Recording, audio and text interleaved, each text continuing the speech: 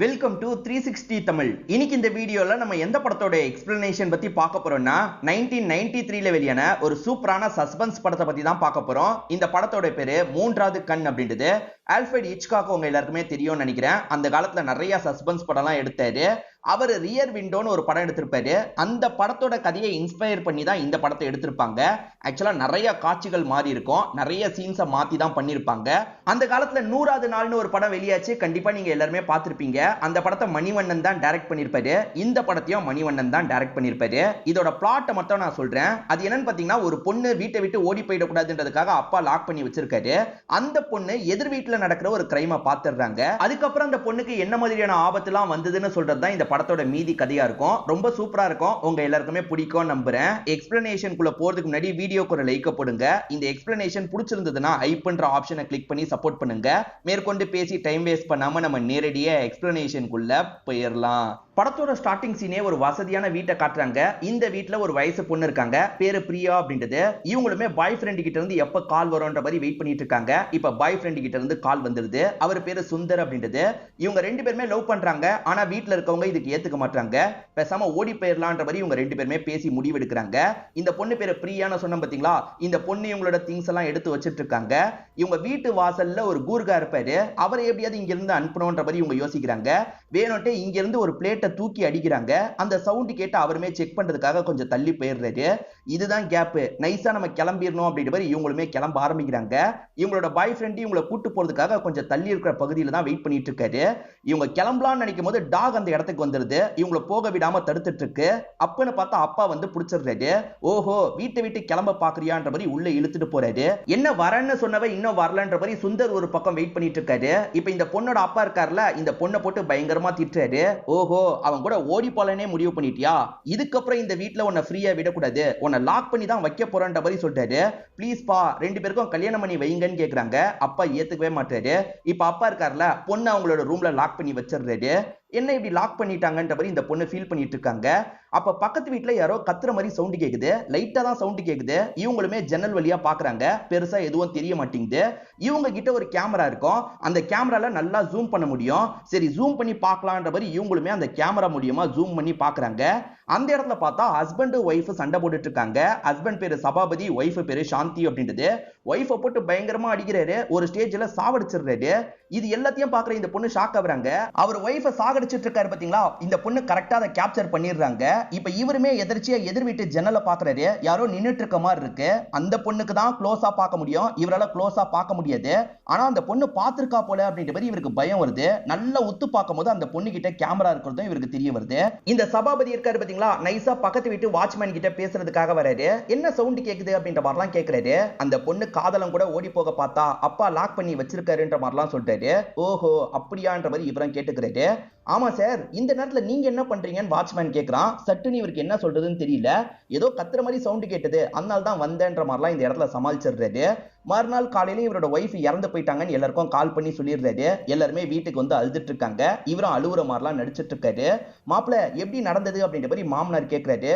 என்னன்னு தெரியல, நெஞ்சு அடிக்கிற மாதிரி இருக்குன்னு சொன்னா, அதுக்குள்ள இப்படி இறந்து போயிட்டா அப்படின்ற மாதிரிலாம் ஃபீலிங்கா பேசிட்டு இருக்காரு. சிலர் போஸ்ட்மார்ட்டம் பண்ணலாமான்ற மாதிரி யோசிக்கிறாங்க. ஆனா இவர் நைஸா பேசி போஸ்ட்மார்ட்டம் இல்லாம முடிக்கணும்னு நினைக்கிறாரு. இந்த இடத்துல தம்பி இருக்கான்ல, ஒரு விஷயத்தை யோசிச்சு பார்க்கறான். இவன் தான் சாந்தியோட தம்பியா இருப்பான். அக்கா இருக்காங்கல்ல, தம்பி கிட்ட மனசு விட்டு சில விஷயங்களை பேசியிருப்பாங்க. அது என்னன்னா, எல்லாரும் முன்னாடியும் என்ன நல்லா பாத்துக்கிற மாதிரி நடிச்சிட்டு இருக்காரு. ஆனா என்ன பயங்கரமா டார்ச்சர் பண்றாரு. நான் இந்த வீட்டுக்கு வரும்போது ஏகப்பட்ட கடன் வச்சிருந்தாரு. அப்பா கிட்ட காசு வாங்கிட்டு வர சொல்லி எல்லா கடனையும் அடைச்சிட்டாரு. இப்ப ரொம்ப மோசமா என்ன டார்ச்சர் பண்றாரு.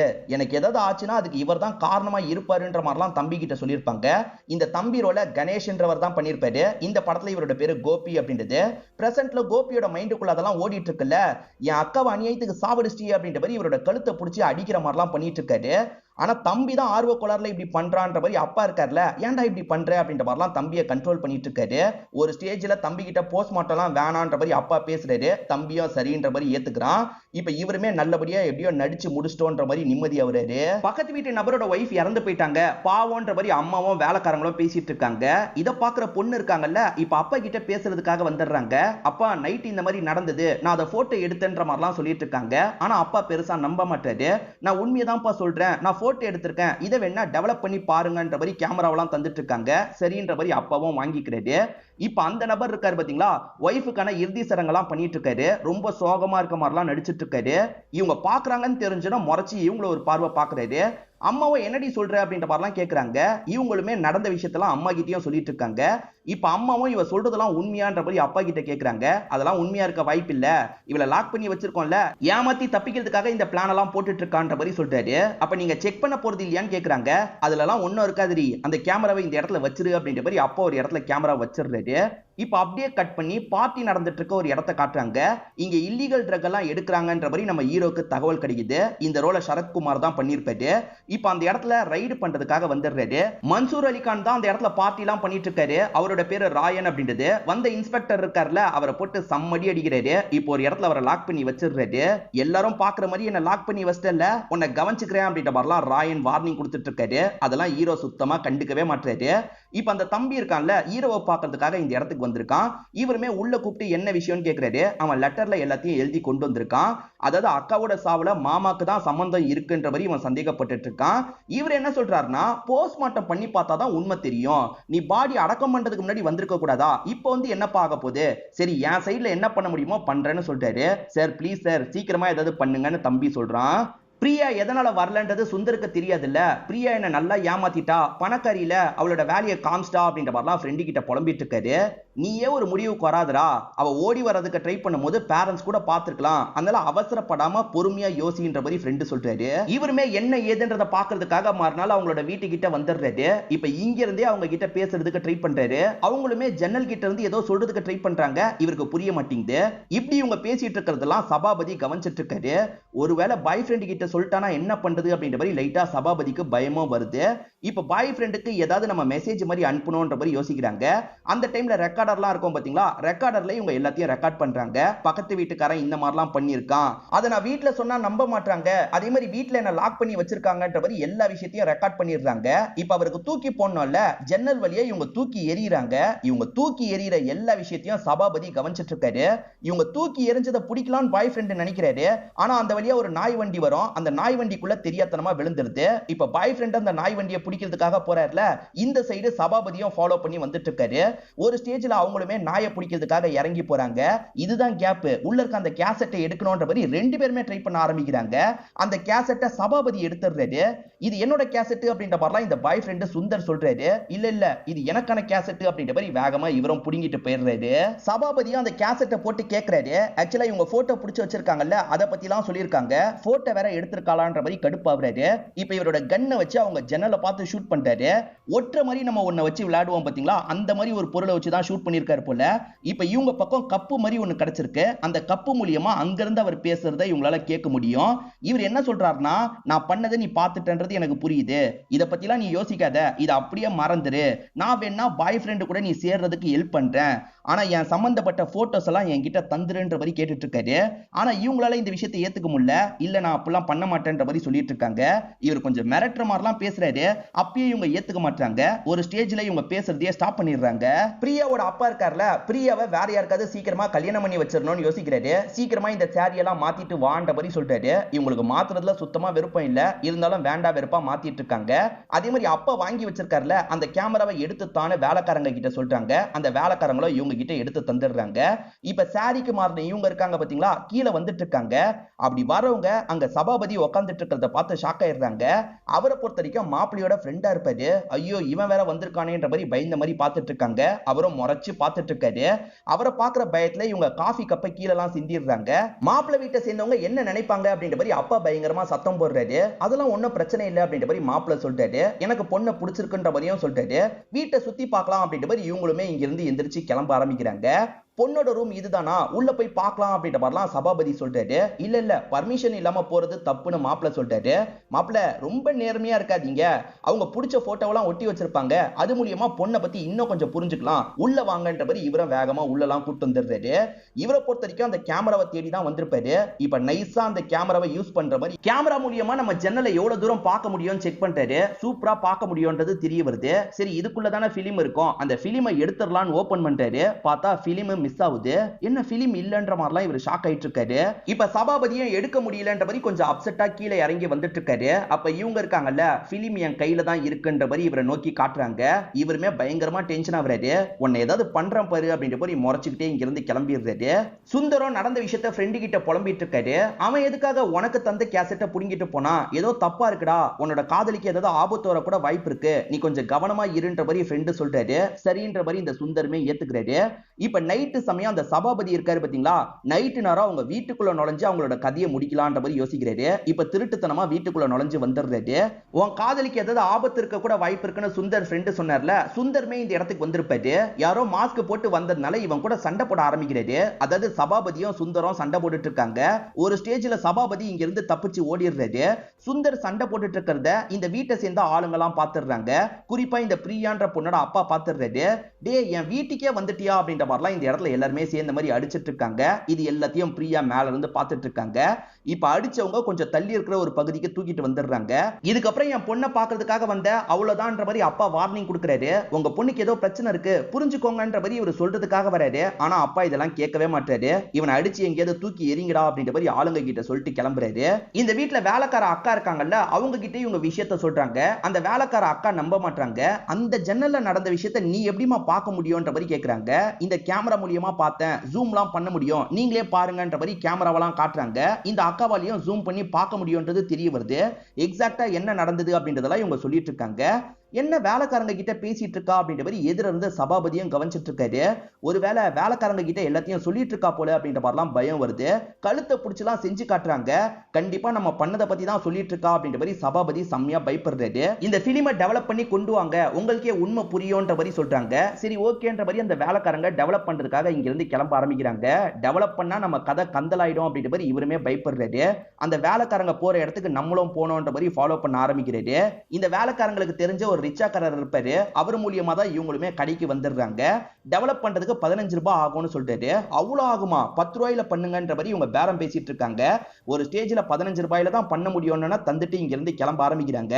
இது எல்லாத்தையும் கவனிச்ச சபாபதி உள்ள வந்து பேச ஆரம்பிக்கிறாரு. அவங்க என் வீட்டு வேலைக்காரங்க தான், தெரியாம தந்துட்டாங்க, அதை திரும்பி என்கிட்ட தந்துருங்கன்ற மாதிரி கேட்கிறாரு. வேலைக்காரங்களையே அனுப்பி வாங்கிக்கோங்கன்ற மாதிரி இந்த கடைக்காரர் சொல்லிட்டாரு. ஆனா இவர் கேட்காம கொஞ்சம் பிரஷர் போட ஆரம்பிக்கிறாரு. நான் 100 ரூபாய் தரேன் தந்துருங்கன்ற மாதிரிலாம் சொல்லிட்டாரு. சார் பிலிமோட மதிப்பே 80 ரூபா, ஆனா 100 ரூபா தரேன்னு சொல்றீங்களே, ஏதோ வில்லங்க இருக்கும் போலியே, உங்ககிட்ட எல்லாம் தர முடியாது, அவங்கள அனுப்பி வேணா வாங்கிக்கோங்க அப்படின்ற மாதிரி இந்த கடைக்காரர் சொல்லிடுறாரு. என்ன பண்றதுன்னு தெரியாம சபாபதியும் இங்க இருந்து கிளம்ப ஆரம்பிக்கிறாரு. சாந்தியோட தம்பி கோபி இருக்காரு பாத்தீங்களா, இந்த சபாபதி எங்க போறாரு எங்க வராரு அப்படின்றதெல்லாம் மறைஞ்சு மறைஞ்சு கவனிச்சிட்டு இருக்காரு. இப்ப ஃபாலோ பண்ணி வரும்போது வேற ஒரு வீட்டுக்கு வந்திருக்கிறது தெரிய வருது. இந்த வீட்டுல ஒரு லேடி இருக்காங்க. அந்த லேடியும் இப்பதான் என்ன பாக்குறதுக்கு டைம் கிடைச்சதா அப்படின்ற மாதிரிலாம் கேக்குறாங்க. ஆக மொத்தத்துல இவங்க 2 பேருக்குள்ள பழக்கம் போயிட்டு இருக்குன்றது இந்த தம்பிக்கு தெரிய வருது. சீக்கிரமா என்ன கல்யாணம் பண்ணிக்கோங்க அப்படின்ற மாதிரிலாம் சொல்றாங்க. கொஞ்ச காலம் போகட்டும் பண்ணிக்கிறேன்ற மாதிரி இவர் சொல்றாரு. இப்ப சபாபதியும் அந்த வேலைக்காரங்களை பார்த்து பேசணும்னு யோசிக்கிறாரு. இப்ப அவங்களோட வீட்டை கண்டுபிடிச்சு வந்துடுறாரு. இவர் எதுக்காக வந்திருக்காருன்ற மாதிரி இவங்க பார்த்துட்டு இருக்காங்க. ஆக்சுவலா அந்த பிலிம் இருக்கு பத்தியா, அதை டெவலப் பண்ணாம என்கிட்ட வாங்கி தந்துருன்ற மாதிரி சொல்றாரு. எவ்வளவு காசுனாலும் தரேன்னு சொல்றாரு. அப்ப நீ தான் உன்னோட ஒய்ஃபை கொலை பண்ணிருக்க, கன்ஃபார்ம் ஆயிருச்சு அப்படின்ற மாதிரி இவங்க சொல்றாங்க. காசெல்லாம் எனக்கு முக்கியம் இல்ல, இங்க இருந்து வெளியே போன்னு சொல்றாங்க. என்ன இவ இப்படி பேசுறா, இவ மட்டும் உயிரோட இருந்தா நமக்கு தான் பிரச்சனை அப்படின்ற மாதிரி இவருமே சடனா அட்டாக் பண்ண ஆரம்பிக்கிறாரு. இப்ப அட்டாக் பண்ணி கொடூரமா இவங்களோட கதையை முடிச்சிடுறாரு. யாராவது பாக்குறாங்களான்னு சுத்தி முத்தி கவனிச்சுக்கிட்டே இங்க இருந்து கிளம்புறாரு. இப்ப அந்த போட்டோ ஸ்டுடியோ வச்சிருந்த நபரை காட்டுறாங்க. அவருமே டெவலப் பண்ணலான்ற மாதிரி அந்த பிலிமை வீட்டுக்கு கொண்டு வந்துடுறாரு. அவன் அவ்வளவு பயப்படுறானா ஏதோ தப்பா இருக்குன்ற மாதிரி இவரும் டெவலப் பண்ணிட்டு இருக்காரு. அப்படி டெவலப் பண்ணும் போது கழுத்தை நெரிச்சு ஒய்ஃபை சாவடிச்சது இவருக்கு தெரிய வந்துருது. ஓஹோ, இவன் கொலை பண்ணதை யாரோ போட்டோ எடுத்திருக்காங்க போல அப்படின்ற மாதிரிலாம் இவர் யோசிச்சுட்டு இருக்காரு. இந்த சமயம் பையன் தான் சபாபதி இருக்காரு பாத்தீங்களா, இவரை பாக்குறதுக்காக இந்த இடத்துக்கு வந்துடுறாரு. ஓஹோ, என் வீட்டை கண்டுபிடிச்சு வந்துட்டியா, நீ கண்டிப்பா தப்பு பண்ணிருப்பேன்னு நினைச்சேன், இப்பதானே தெரியுது கொடூரமான கொலை பண்ணிருக்கன்ட்டு. சரி பேரம் பேசலாமா, எனக்கு இவ்வளவு காசு வேணும்ன்ற மாதிரி நிறைய காசை கேட்கிறாரு. அவ்வளவு காசெல்லாம் தர முடியாது, 50,000 ரூபாய் வரைக்கும் தரன்ற மாதிரி சபாபதி சொல்றாரு. 50,000 ரூபாய் எனக்கு பத்தாது, எனக்கு 5 லட்சம் ரூபாய் வேணும்ன்ற மாதிரி இவர் சொல்றாரு. தர முடியாதுன்ற மாதிரி சபாபதி சொல்றாரு. நீ தரலனா என்ன, போலீஸ் கிட்ட அப்ப நான் தகவலை சொல்றேன்ற மாதிரி இவருமே போலீஸ்க்கு கால் பண்ற மாதிரி போறாரு. சபாபதிக்கு என்ன பண்றதுன்னு தெரியல, பதட்டப்பட்டுக்கிட்டே இருக்காரு. அவர் மும்முரமா போலீஸ்க்கு கால் பண்றாருல, இந்த கேப்ல கழுத்தை நெரிச்சு சாவடிக்கணும்ன்ற மாதிரி இவரும் பக்கத்துல வந்து கழுத்தை நெரிக்க ஆரம்பிக்கிறாரு. இவர் பார்த்தா போலீஸ்க்கு கால் பண்ணிடுறாரு. போலீஸுங்க நல்லா தூங்கிட்டு இருந்திருப்பாங்க, அதனால போனையே எடுக்காம இருக்காங்க. சவுண்ட் கேட்டு இன்ஸ்பெக்டர் சரத்தே இந்த இடத்துக்கு வந்து போனை எடுத்து பேசுறாரு. எடுத்து பேசலான்னு பார்த்தா எதிர சவுண்டே வர மாட்டேங்குது. ஏன்னா எதிர இவர் தான் கழுத்தை நெரிச்சிட்டு இருக்காருல, அலோ அலோன்னு சரத்து பேசுறாரு. ஆனா எதிர சவுண்டே வர மாட்டேங்குது. போட்டோகிராஃபரை சாவடிச்ச சபாபதி இருக்காரு பாத்தீங்களா, உள்ள இருக்க எல்லா போட்டோவையும் எரிக்கணும் கிழிக்கணும்ன்ற மாதிரி கிழிச்சிட்டு இருக்காரு. இதை தாண்டி அந்த பிலிம் இருக்கு பாத்தீங்களா, அந்த பிலிம் எல்லாம் எரிச்சு விட்டுறாரு. இப்ப வேகமா இங்க இருந்து கிளம்புறாரு. இவர் ஒரு போட்டோவை மட்டும் கிழிச்சு அதோட துகள்கள் எல்லாம் எடுத்துட்டு போயிடுறாரு. காலையில வேலைக்காரியும் இவர் இறந்து போயிருக்கிறத பார்த்து ஷாக் ஆயிடுறாங்க. போலீஸ் ஸ்டேஷனுக்கு தகவல் எல்லாம் கொடுத்துடுறாங்க. இப்ப போலீஸுங்க காலையில சமயம் வீட்டுக்குள்ள வந்து பாக்குறாங்க. இவர் தான் கடைசியா கால் பண்ணிருக்காரு, இப்ப கொல்லப்பட்டிருக்காரு. கொல்லப்பட்டதுக்கு முன்னாடி நமக்கு கால் பண்ணிருக்காரு போல அப்படின்ற மாதிரி சரத்தும் யோசிக்கிறாரு. இப்ப ஃபாரன்சிக் டீமை சேர்ந்தவங்க எல்லாம் என்ன ஏதுன்ற மாதிரி இந்த இடத்துல பாத்துட்டு இருக்காங்க. அந்த சபாபதி கொலை பண்ற போட்டோவை மட்டும் கிழிச்சு அந்த துகள்களை கொண்டு போனாரு பாத்தீங்களா, அதுல ஒரு பீஸ் கீழே விழுந்திருக்கு. அந்த பீஸை சரத்தும் எடுத்து பார்த்துட்டு இருக்காரு. இதை தாண்டி பிலிமை எரிச்சிருக்கிறது தெரியுது. எதுக்காக இந்த பிலிமை எரிச்சிருக்காங்கன்னு யோசிக்கிறாரு. பாதி தான் எரிஞ்சிருக்கு, மீதி பாதி இருக்கு. இந்த பாதி பிலிமை சீக்கிரமா டெவலப் பண்ணுங்க அப்படின்ற மாதிரி ஆளுங்க கிட்ட சொல்றாரு. இப்ப அந்த போட்டோகிராஃபரோட கடைக்கிட்ட வந்து அங்க வேலை பார்க்குற பையன் கிட்ட பேச்சு கொடுக்குறாரு. அந்த பையன் கிட்ட என்ன நடந்தது அப்படின்ற மாதிரிலாம் கேட்கிறாரு. இவனுமே நேத்து நடந்த விஷயத்த சொல்றான். ஒருத்தங்க வந்து பிலிமை டெவலப் பண்ணோன்னு பேரெல்லாம் பேசினாங்க. அதுக்கப்புறம் அந்த பிலிமை 100 ரூபாய் கொடுத்து ஒருத்தர் வாங்கிக்கிறதுக்காக வந்தாரு, அதெல்லாம் தர முடியாதுன்னு ஓனர் சொல்லி அனுப்பிட்டாரு அப்படின்ற மாதிரிலாம் இந்த சின்ன பையன் சொல்றான். இதை தாண்டி ஒண்ணு நடந்தது, அதே நபர் நைட்டு வந்தாரு, அவர் இந்த மாதிரி ஒரு வேன்ல தான் வந்தாருன்ற மாதிரி சொல்ல ஆரம்பிக்கிறான். அப்பதான் நடந்த விஷயத்த நமக்கும் காட்டுறாங்க. இந்த பையன் கடையை சாத்திட்டு இருக்கும் போது சபாபதி வராரு. டே தம்பி, உன் ஓனர் எங்கன்னு கேக்குறாரு. ஓனர் போட்டோவெல்லாம் டெவலப் பண்றதுக்கு வீட்டுக்கு போயிட்டாருன்ற மாதிரி சொல்றான். வீடு எங்கன்ற மாதிரி கேக்குறாரு. வீட்டு அட்ரஸ் எல்லாம் தரக்கூடாதுன்னு சொல்லியிருக்காருன்ற மாதிரி இந்த பையன் சொல்றான். இப்ப இவர் இருக்கார்ல, நைஸா பேசி வாங்கலான்ற மாதிரி இந்த பையனுக்கு காசெல்லாம் தந்துட்டு இருக்காரு. அதுக்கப்புறம் இங்க இருந்து கிளம்புறாரு. லொகேஷனை தெரிஞ்சுக்கிட்டு தான் அந்த இடத்துக்கு போயிருக்கான்றது சரத்துக்கு தெரிய வருது. இந்த பையன் கிட்ட தந்த காசை கேட்டு வாங்கிடுறாரு. இதை தாண்டி அந்த ரிச்சாக்காரர் கிட்ட பேசுறதுக்காக வந்துடுறாரு. ஏன்னா இந்த ரிச்சாக்காரர் தானே அந்த லேடியை கூட்டு வந்தாங்க. அந்த லேடியை பத்தி விசாரிக்கிறாரு. அந்த லேடியோட வீட்டுக்கே நான் கூட்டு போறேன்ற மாதிரி ரிச்சாக்காரர் சொல்றாரு. இப்ப வேகமா இவங்களுமே வீட்டுக்கு கிளம்பி வந்துடுறாங்க. இப்ப ரிச்சாக்காரரும் வெளியே வான்ற மாதிரி அந்த வேலைக்காரங்களோட பேரை சொல்லி கூப்பிடுறாரு. பார்த்தா கதவு சாத்தி இருக்கு. சார் கதவு சாத்தி இருக்கு, எங்கேயோ கிளம்பிருச்சு போல அப்படின்ற மாதிரிலாம் சொல்லிட்டாரு. ஆனா மேல இருந்து புகை வரத சரத்து கவனிக்கிறாரு. புகை வருது, உள்ளதான் இருக்க வாய்ப்பு இருக்குன்னு சொல்லிட்டாரு. இப்ப கதவை உடச்சிட்டு போலான்ற மாதிரி கதவை உடச்சிட்டு உள்ள வராங்க. உள்ள வந்தோடனே ரத்த வெள்ளத்துல அவங்க இறந்து போயிருக்கிறது தெரிய வருது. இவங்க ஏதோ ஒரு பிலிமை டெவலப் பண்றதுக்காக கொண்டு வந்திருக்காங்க. அந்த பிலிமை டெவலப் பண்ணா பிரச்சனைன்ற ஒருத்தன் தான் இவங்க 2 பேரையும் சாவடிச்சிருக்கான். அது யாருன்றதை கண்டுபிடிக்கணும் அப்படின்ற மாதிரி சரத்தும் இந்த இடத்துல யோசிச்சுட்டு இருக்காரு. இப்ப சரத்து ஸ்டேஷனுக்கு வரும்போது 2 பேருக்குள்ள காசுக்காக தகராறு நடந்துட்டு இருக்கு. இவங்க 2 பேரோட வண்டியும் யாரோ ஒருத்தர் இடிச்சிருக்காங்க. இடிச்சவங்க நான் நஷ்ட ஈடா காசை தந்துடுறேன்ற மாதிரி காசையும் தந்திருக்காங்க. ஆனா அந்த காசை எப்படி பிரிக்கிறதுன்ற மாதிரி இவங்களுக்குள்ள சண்டைலாம் ஏற்பட்டு இருக்கு. சரத்தும் பார்த்து பிரிங்கன்ற மாதிரி அவங்களை திட்டுறாரு. அந்த காசை பாக்குறவரு லைட்டா ஷாக் ஆகுறாரு. ஏற்கனவே அந்த பையன் கிட்ட காசை வாங்கினார்ல, அந்த காசுலயும் இந்த காசுலயும் சீரியல் நம்பர் 1 தான் மாறுது. சோ ஒரே நபர் தான் இந்த 2 காசையும் தந்திருக்க வாய்ப்பு இருக்குன்ற மாதிரி யோசிக்கிறாரு. எந்த இடத்துல வச்சு அவன் வண்டியை இடிச்சான், அந்த இடத்துக்கு கூட்டு போய் காட்ட முடியுமான்ற மாதிரி கேட்கிறாரு. கூட்டு போய் காட்டுறோன்ற மாதிரி சொல்றாங்க. இவங்க 2 பேரோட வண்டியும் இடிச்சது சபாபதியா தான் இருக்கும். நமக்கு சபாபதின்னு தெரியும், இவருக்கு தெரியாதுல்ல. இவருமே அங்க கிடைக்கிற எவிடன்ஸ் எல்லாம் பாக்குறாரு. ஹெட்லைட் உடைஞ்சிருக்கு, அதே மாதிரி ரெட் கலர் பெயிண்ட் தான் அடிச்சிருக்குன்றது இவருக்கு தெரிய வருது. சோ சரி பண்ண வாய்ப்பு இருக்குல்ல, சரி பண்ணக்கூடிய எல்லா கடையிலையும் விசாரிக்கணும் அப்படின்ற மாதிரி ஆளுங்க கிட்ட சொல்றாரு. ஆளுங்களும் சரின்ற மாதிரி ஏத்துக்கிறாங்க. இந்த மாதிரி ஷாப்லாம் கொஞ்சம் தானே இருக்கும், அந்த எல்லா ஷாப்லயும் பயங்கரமா விசாரணை பண்ணிட்டு இருக்காங்க. இந்த கலர் வேனோட யாராவது வந்தாங்களான்ற மாதிரிலாம் விசாரணை பண்றாங்க. இதை தாண்டி ஒவ்வொரு இடமும் வண்டியை நிறுத்தியும் விசாரணை பண்ணிட்டு இருக்காங்க. இவரை பொறுத்த வரைக்கும் கடைக்கிட்ட எல்லாம் வண்டியை கொண்டு போயிருக்க மாட்டாரு, இவரே ரெடி பண்ணலான்ற மாதிரி ஒரு இடத்துல வச்சு ரெடி பண்றாரு. சபாபதிக்கு அந்த வேலை எல்லாம் தெரியும் போல. இப்ப பக்காவா ரெடி பண்ணி இவரும் கொண்டு வந்துட்டு இருக்காரு. அப்பன்னு பார்த்து மடக்கி விசாரிச்சுட்டுலாம் இருக்காங்க. என்ன விசாரிச்சுட்டு இருக்கீங்கன்ற மாதிரி இவரும் சாதாரணமா கேக்குறாரு. இல்ல, ஒரு ரெட் வேன் ஒரு விஷயத்துல சம்பந்தப்பட்டிருக்கு, அதனால தான் ரெட் வேன்னா கொஞ்சம் நிறுத்தி நாங்க பேசிட்டு இருக்கோம் அப்படின்ற மாதிரிலாம் சொல்றாங்க. ஏறக்குறைய நம்மள தான் தேடிட்டு இருக்காங்கன்றது சபாபதிக்கு நல்லா புரியுது. ஆனா சபாபதி வண்டி இப்ப ப்ராப்பரா இருக்குல்ல, அதனால யாருக்கும் இவர் மேல டவுட் வர மாட்டேங்குது. போலாம் போலான்ற மாதிரி இவர் அனுப்பி வச்சிடுறாங்க. எப்படி விஷயம் லீக் ஆயிருக்கும், என்ன தப்பு பண்ணோம் அப்படின்ற மாதிரி சபாபதியும் முடிச்சிட்டு இருக்காரு. இவர் போட்டோவை கிழிச்சு கொண்டு வந்தாரு பாத்தீங்களா, அதெல்லாம் சேர்த்து பார்க்கலாம்னு நினைக்கிறாரு. பார்த்தா அதுல ஒரு பீஸ் மட்டும் மிஸ் ஆகுது. ஐயோ, அந்த பீஸ்னால ஏதாவது பிரச்சனை வருமா அப்படின்ற மாதிரிலாம் பயந்துட்டு இருக்காரு. அதே மாதிரி ஒய்ஃபை எதுக்காக கொன்னாருன்றது இப்பதான் நமக்கு தெரிய வருது. இவர் வேற ஒருத்தவங்க கூட பழகிட்டு இருக்காருல, அவங்க கூட வாழ்ற மாதிரி தான் பிளான் இருக்கும். அது ஒய்ஃபுக்கு கொஞ்சம் கொஞ்சமா தெரிய வந்துருது. ஒய்ஃப் பயங்கரமா சண்டை போட்டுட்டு இருக்காங்க. அந்த மாதிரி சண்டை நடந்துதான் இவர் கோவத்துல கொலை பண்ணிருக்காருன்றது தெரிய வருது.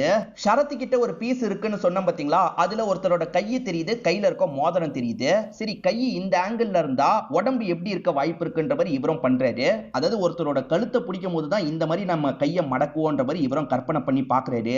எரிஞ்ச நிலைமையில பாதி பிலிம் கிடைச்சது பாத்தீங்களா, அதை டெவலப் பண்ணுங்கன்னு சொல்லியிருப்பாரு. இப்ப டெவலப் பண்ணி போட்டோலாம் வந்துருது. அதுல அவர் கழுத்து நெரிச்சு சாவடிச்ச போட்டோ இல்ல, ஆனா அவங்க அதுக்கு முன்னாடி ஃபேமிலி போட்டோலாம் எடுத்திருப்பாங்கல்ல, அந்த ஃபேமிலி போட்டோலாம் இருக்கு. சோ இந்த ஃபேமிலி தான் இதுல சம்பந்தப்பட்டிருக்காங்க போலன்ற மாதிரி இவரும் இந்த ஃபேமிலியை பார்த்து பேசுறதுக்காக வீட்டுக்கு வந்துடுறாரு. அதாவது பிரியாவோட வீட்டுக்கு வந்துடுறாரு. அந்த வேலைக்கார லேடியோட பேரை சொல்லி தெரியுமான்னு கேக்குறாரு. நல்லா தெரியுமே, எங்க வீட்டுல வேலை பார்க்கறவ தான், கொஞ்ச நாள் வரலன்ற மாதிரி சொல்லிட்டாங்க. அவங்க வர முடியாது, ஏன்னா கொல்லப்பட்டிருக்காங்க. ஆக்சுவலா ஏதோ ஒரு பிலிம்காக அடுத்தடுத்து கொலை நடந்துட்டு இருக்கு, அதை பத்தி தான் நான் விசாரிச்சுட்டு இருக்கேன். இதை பத்தி உங்க பொண்ணு கிட்ட பேசலாம்னு நினைக்கிறேன், ஏன்னா உங்க பொண்ணு தான் இதுல நிறைய போட்டோ எடுப்பாங்க போலன்ற மாதிரி கேக்குறாரு. ஐயோ, பொண்ணு சொன்னது உண்மைதான் போலன்ற மாதிரி இவங்களும் உள்ளுக்குள்ள யோசிக்கிறாங்க. ஆனா பொண்ணுக்கு கூடிய சீக்கிரத்துல கல்யாணம் வச்சிருக்கிறதுனால பொண்ணு ஊருக்கு அனுப்பி வச்சிட்டோம். இப்ப பொண்ணு இங்க இல்லன்ற மாதிரி சொல்லிட்டாங்க. பொண்ணு இங்கதான் இருக்காங்க, ஆனா பேரண்ட்ஸ் போய் சொல்லி இன்ஸ்பெக்டர் இங்க இருந்து அனுப்பி வச்சிடுறாங்க. இன்ஸ்பெக்டர் வந்துட்டு போறத எதிர் வீட்டுல இருக்க சபாபதியும் கவனிக்கிறாரு. ஐயோ, இங்க வரைக்கும் இன்ஸ்பெக்டர் வந்துட்டாரு அப்படின்ற மாதிரி ரொம்ப பயந்துட்டு இருக்காரு. இன்ஸ்பெக்டர் அனுப்பி வச்சதுக்கு அப்புறம் இவர் பொண்ணு கிட்ட கோவப்படுறாரு. வேலைக்காரி மூலியமா டெவலப் பண்ண சொல்லியிருக்கியான்ற மாதிரி பொண்ணை போட்டு திட்டுறாரு. உனக்கு இன்னும் கொஞ்ச நாள்ல கல்யாணம் வச்சிருக்கேன், அந்த கல்யாணம் முடியற வரைக்கும் ஒழுங்கா இருக்கணும்ன்ற மாதிரி லாக் பண்ணிட்டு போயிடுறாரு. இவங்களுக்கு தான் கல்யாணத்துல சுத்தமா விருப்பம் இல்லைல்ல, அதே மாதிரி பேரண்ட்ஸ் சொல்றதை நம்ப மாட்டாங்கல்ல. கோவத்துல என்ன பண்றாங்கன்னா ஒரு கத்தியை வச்சு கையை கட் பண்ணிடுறாங்க. பொண்ணு விழுந்து கிடக்கிறத பார்த்து அம்மா ஷாக் ஆயிடுறாங்க. ஹஸ்பண்ட் கிட்ட சொல்லிட்டு உடனே ஹாஸ்பிட்டலுக்கு கொண்டு போக ஆரம்பிக்கிறாங்க. பக்கத்து வீட்டுக்கு ஆம்புலன்ஸ்லாம் வரத சபாபதியும் கவனிக்கிறாரு. இவரோட ஒர்க்கர் கிட்ட என்ன ஏதுன்னு விசாரிக்கிறாரு. சார், அந்த பொண்ணு கையை கட் பண்ணிருச்சு, அதனால தான் ஹாஸ்பிட்டலுக்கு கொண்டு போறாங்க அப்படின்ற மாதிரி அந்த வேலைக்காரர் சொல்றாரு. இவரு உடனே என்ன பண்றாருன்னா அந்த ஹாஸ்பிட்டலுக்கு கால் பண்ணிட்டாரு. அங்க ஒரு அப்பாயின்மெண்ட்டை வாங்கணும், அப்பதான் நம்ம ஒரு காரணத்துக்காக அந்த இடத்துக்கு போனோம்னு கொண்டு வர முடியும்ன்ற மாதிரி அப்பாயின்மெண்ட்டை வாங்கிடுறாரு. இப்ப சரத் இருக்கார்ல, அந்த போட்டோ மூலியமா ஏதாவது கிடைக்குமான்ற மாதிரி பார்த்துட்டு இருக்காரு. அப்ப இந்த கோபி இந்த இடத்துக்கு வராரு. இவரோட கேஸை பத்தி பேசுறதுக்காக வராரு. அப்படி வந்தவர் இந்த பொண்ணோட போட்டோவை எடுக்கிறாரு. உன் கேஸை பத்தி மட்டும் பாரு, எதுக்காக அடுத்தவங்க போட்டோவை எடுக்கிறேன்னு சரத்து கேட்கிறாரு. இல்ல சார், என் மாமா வீட்டுக்கு பக்கத்துல தான் இவங்களும் இருக்காங்க, அதனால தான் பார்த்தேன்னு சொல்றான். உன் மாமா வீடு அதுக்கு பக்கத்துல தான் இருக்கான்ற மாதிரி இவரும் கேட்கிறாரு. இதை தாண்டி இந்த கோபி ஒரு போட்டோவை பார்த்து ஷாக் ஆயிடுறான். சரி, இது என் மாமாவோட மோதிரம்ன்ற மாதிரி சொல்றான். அதாவது ஒரு சின்ன பீஸ் மட்டும் இருந்ததுல, அதுல இருக்கிறது மாமாவோட மோதிரம்னு சொல்றான். என்ன சொல்ற அப்படின்ற மாதிரி சரத்து ஷாக் ஆகுறாரு. உடனே உன் மாமாவோட வீட்டுக்கு போலான்ற மாதிரி சொல்லிட்டாரு. இப்ப வீட்டுல பார்த்தா பெரிய போட்டோவே வச்சிருக்காங்க. அதுல அவர் தான் அந்த மோதிரத்தை கையில போட்டுக்கிறது தெரியுது. இதை தாண்டி இவங்க வீட்டுக்குள்ளலாம் வந்துட்டு இருக்கும் போது அவர் கடைசியா ஒட்டி பார்த்த பேப்பர் இருக்கு. இப்ப கோபி அந்த எல்லா போட்டோவையும் சேர்த்து வச்சு பாக்குறாரு. அப்ப அக்காவை கழுத்தை நெரிச்சு சாவடிச்சிருக்கிறது தெளிவா பதிவாயிருக்கு. இதை பாக்குற சரத்து உடனே அவனை பிடிக்கணும்ன்ற மாதிரி இங்க இருந்து கிளம்ப ஆரம்பிக்கிறாரு. இவர் கிளம்பிட்டு இருக்கும் போதுதான் வேற ஒரு செய்தி தெரிய வருது. இவர் ராயன் ஒருத்தர் பிடிச்சு வச்சாரு பாத்தீங்களா, அந்த ராயன் தப்புஸ் தான், உங்களை கொல்றதுக்கு வரான் சார், கவனமா இருங்கன்ற மாதிரி சொல்றாங்க. இந்த பிரியா தூங்கிட்டு இருக்க மாதிரி நடிச்சிட்டு இருக்காங்க. இதை கவனிக்கிற அப்பா இருக்கார்ல, ரிலாக்ஸ் பண்றதுக்காக கொஞ்சம் தள்ளி போலான்ற மாதிரி வெளியே போயிடுறாரு. இந்த கேப்ப தான் சபாபதி எதிர்பார்த்துட்டு இருந்திருப்பாரு. இப்ப சபாபதி இவங்களை அட்டாக் பண்ணோன்ற மாதிரி வந்துட்டு இருக்காரு. ஆனா அதுக்குள்ள இவங்க இருக்காங்கல்ல, பாய் ஃப்ரெண்ட பார்க்கணும்ன்ற மாதிரி கிளம்பிட்டு இருக்காங்க. சபாபதி விடக்கூடாதுன்ற மாதிரி துரத்த ஆரம்பிக்கிறாரு. ஐயோ, இவன் வேற துரத்துறானே அப்படின்ற மாதிரி இவங்க வேகமா ஓட ஆரம்பிக்கிறாங்க. இப்பதான் சரத்தும் அப்பாவை பார்க்கறதுக்காக இந்த இடத்துக்கு வந்திருக்காரு. ரெண்டு பேருமே செக் பண்றதுக்காக வரும்போது பொண்ணு மிஸ் ஆகுறது தெரியுது. சார், உங்க பொண்ணு முன்கூட்டியே உங்க கிட்ட சொல்லியிருக்கா, நீங்க கவனமா இருந்திருக்கணும் சார், இப்போ உங்க பொண்ணுக்கு பெரிய ஆபத்து காத்துட்டு இருக்குன்ற மாதிரி சொல்லிட்டாரு. பொண்ணை காப்பாத்துறதுக்காக இங்க இருந்து கிளம்புறாரு. அந்த பொண்ணு எங்கன்னு இவர் தேடிட்டு இருக்கும் போது ராயன் குறுக்க வந்துடுறான். உன்னை விட மாட்டேன்ற மாதிரி இவர்கிட்ட சண்டை போட்டுட்டு இருக்கான். ஆக்சுவலா சபாபதி இருக்கார்ல, அந்த அந்த பொண்ணு ஒரு ஸ்டேஜ்ல புடிச்சிடுறாரு. நல்ல வேலையா பாய் ஃப்ரெண்ட் அந்த இடத்துக்கு வந்துடுறாரு. அதாவது சுந்தர்னு ஒரு பாய் ஃப்ரெண்ட் இருக்கார்ல, அவர் அந்த இடத்துக்கு வந்துடுறாரு. அவர் சபாபதி கூட சண்டை போட்டு கேர்ள் ஃப்ரெண்டை காப்பாத்துறதுக்கு ட்ரை பண்ணிட்டு இருக்காரு. ஒரு ஸ்டேஜ்ல சபாபதி கிட்ட அந்த பாய் ஃப்ரெண்ட் அடி வாங்கி கீழே விழுந்துடுறாரு. இப்ப சபாபதி இந்த பொண்ணோட கதையை முடிக்கணும்ன்ற மாதிரி நெருங்கி வந்து கழுத்தை நெரிக்கலாம்னு நினைக்கிறாரு. அதுக்குள்ள இந்த இடத்துல நம்ம ஹீரோ இருக்காரு பாத்தீங்களா, அந்த ராயனை அடிச்சு போட்டுறாரு. வேகமா இந்த இடத்துக்கு வந்துடுறாரு. இவர் இந்த இடத்துக்கு வரும்போது அவன் அந்த பொண்ணை சாவடிக்கிறதுக்கு ட்ரை பண்றான். விடக்கூடாதுன்றதுக்காக ஷரத் என்ன பண்றாருன்னா கன்னை வச்சு ஷூட் பண்ணிடுறாரு. அதாவது அவனை பிடிக்கணும்னு தான் நினைச்சிருப்பாரு. ஆனா அவன் சாவடிச்சிட்டா என்ன பண்றதுன்றதுக்காக கன்னை யூஸ் பண்ணி ஷூட் பண்ணிடுறாரு. இவர் கன்னை வச்சு ஷூட் பண்ணதுனால அவன் அந்த இடத்துல இறந்து போயிடுறான். சோ இப்போ இந்த பொண்ணை இவர் நல்லபடியா காப்பாத்திட்டார்ல, பொண்ணையும் பாய் ஃப்ரெண்டையும் சேர்த்து இங்க இருந்து கூட்டு போறாரு. இதோடயே இந்த படத்தோட கதையை முடிச்சிடுறாங்க. கண்டிப்பா இந்த படம் உங்க எல்லாருக்குமே பிடிச்சிருக்கும் நம்புறேன். இந்த வீடியோ உங்களுக்கு பிடிச்சிருந்ததுன்னா லைக் பண்ணுங்க, கமெண்ட் பண்ணுங்க, மறக்காம 360 தமிழ் சேனலை சப்ஸ்கிரைப் பண்ணுங்க. தொடர்ச்சியா இந்த மாதிரி வீடியோக்கள் வந்துகிட்டே தான் இருக்கும்.